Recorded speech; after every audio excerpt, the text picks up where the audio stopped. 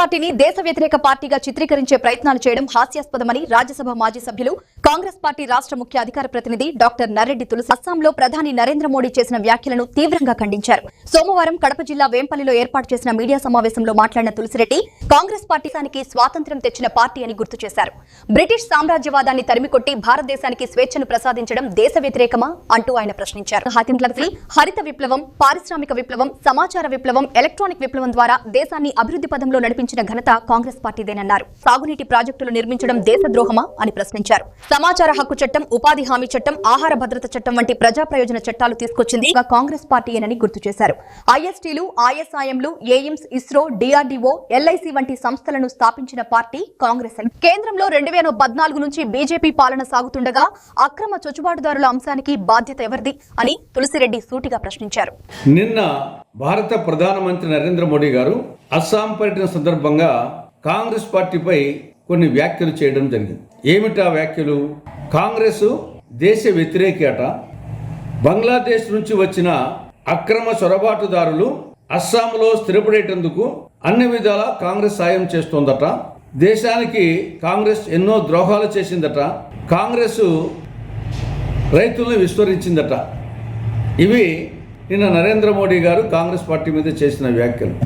ఇవి ఎలా ఉన్నాయంటే బొంకర పోలిగా అంటే టంగుటూరి మిరియాలు తాటికాయంత అన్నట్లుంది పిఎం నరేంద్ర మోడీ గారి వ్యాఖ్యలు. కాంగ్రెస్ దేశ వ్యతిరేకన, రవి అస్తమించిన బ్రిటిష్ సామ్రాజ్యాధినేతలను తరిమికొట్టి భారతమాత దాస్య శృంఖలాలను ఛేదించి భారతమాతకు స్వాతంత్రాన్ని ప్రసాదించింది కాంగ్రెస్ పార్టీ. ఇది దేశ వ్యతిరేకమా? నవభారత నిర్మాణం కోసం హరిత విప్లవం, పారిశ్రామిక విప్లవం, సమాచార విప్లవం, ఎలక్ట్రానిక్ విప్లవం ఇలాంటి విప్లవాలను కాంగ్రెస్ పార్టీ తేవడం దేశ వ్యతిరేకమా? IIT, IIM, AIIMS, DRDO, ISRO, LIC లాంటి ప్రతిష్టాత్మక సంస్థలను నెలకొల్పడము దేశ వ్యతిరేకమా? సమాచార హక్కు చట్టం, ఆహార భద్రతా చట్టం, గృహహింస నిరోధక చట్టం, ఉపాధి హామీ చట్టం ఇవి తేవడము దేశ వ్యతిరేకమా? అసలు అస్సాంలో 2016 నుండి అస్సాంలో అధికారంలో ఉండేది మీరే. 2016 నుండి 9 సంవత్సరాలుగా. ఇక దేశంలో 2014 నుండి అధికారం ఉండేది మీరే. కానీ అస్సాంలో చొరబాటుదారులు ఒకవేళ ఉంటే ఎవరు కారణం దానికి? కేంద్రంలో అధికారంలో ఉన్న మీరు కాదా? రాష్ట్రంలో అధికారం ఉండేది మీరు కాదా? ఇది ఎలా ఉందంటే ఆడలేక మధ్యలో ఓడన్నట్లుంది. కాంగ్రెస్ పార్టీ రైతులను విస్మరించిందా? ఆ మాట అనడానికి నోరెట్లొచ్చింది?